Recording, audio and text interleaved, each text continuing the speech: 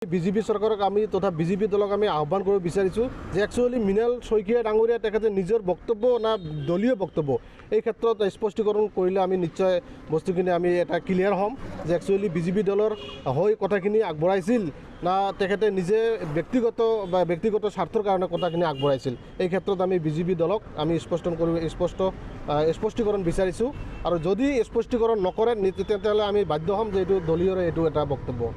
যোৱা 5 তাৰিখে আমাৰ বিজেপিৰ তথা খুমটাই সমষ্টিৰ বিধায়ক মৃণাল শইকীয়া ডাঙৰীয়াই যি ধৰণে তুচ্ছ তাচ্ছিল্য মন্তব্য আগবঢ়াইছিল উজনি নামনিক লৈ, এই ক্ষেত্ৰত আমি সদৌ কোচ ৰাজবংশী ছাত্ৰ সন্থাই প্ৰথমে আমি ধিক্কাৰ আৰু গৰিহণা আৰু নিন্দা জনাইছোঁ যে একচুৱেলি এজন বিধায়কে কেনেকৈ উজনি নামনিৰ যিটো মানে এটা ডিভাইড কেনেকৈ আনিব পাৰে।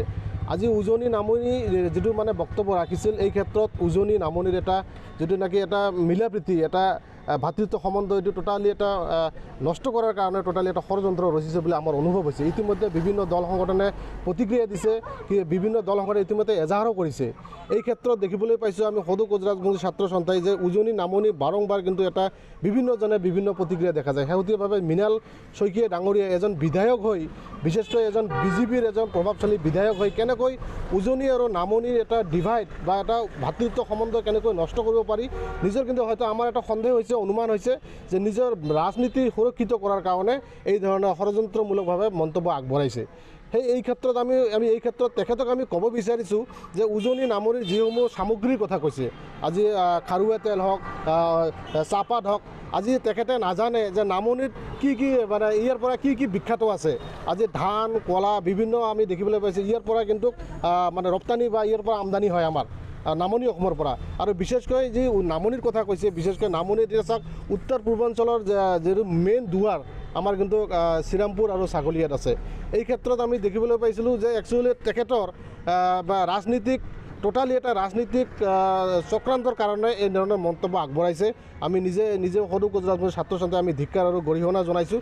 আৰু যোৱাকালি আমি দেখিবলৈ যি ধৰণে মন্তব্যৰ ওপৰত যি ধৰণে মানে ভুল স্বীকাৰ কৰিছে, তেখেতে এইটো ভুল নহয়, ৰাজহুৱাভাৱে ক্ষমা বিচাৰিব লাগিছিল।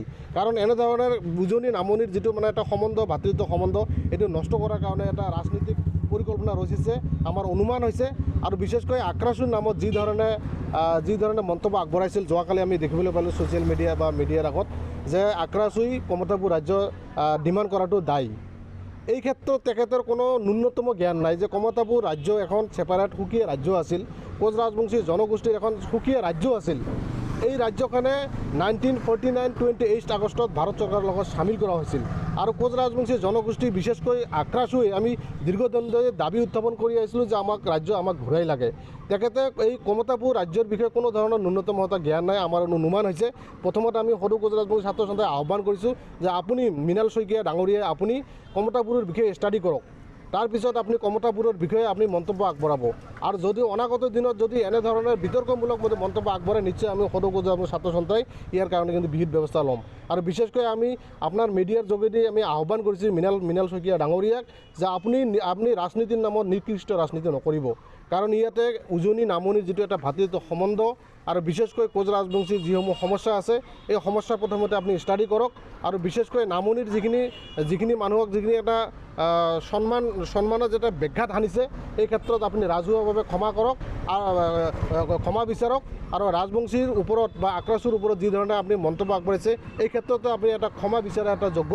আৰু যদি ক্ষমা নিবিচাৰে, নিশ্চয় অগান্তুক দিনত আমি কেনেকৈ কি কাৰ্যসূচী লোৱা যায়, প্ৰয়োজনত তেখেতৰ পুত্ৰলিকা দাহ কৰি অসমৰ বিভিন্ন যি ধৰণে তেখেতে নিকৃষ্ট ৰাজনীতি বা যিকোনো মানসিকতা, এই মানসিকতাৰ ওপৰত আমি নিশ্চয় বিহিত ব্যৱস্থা লোৱাৰ কাৰণে সাজু আছোঁ। তেখেতে যিহেতু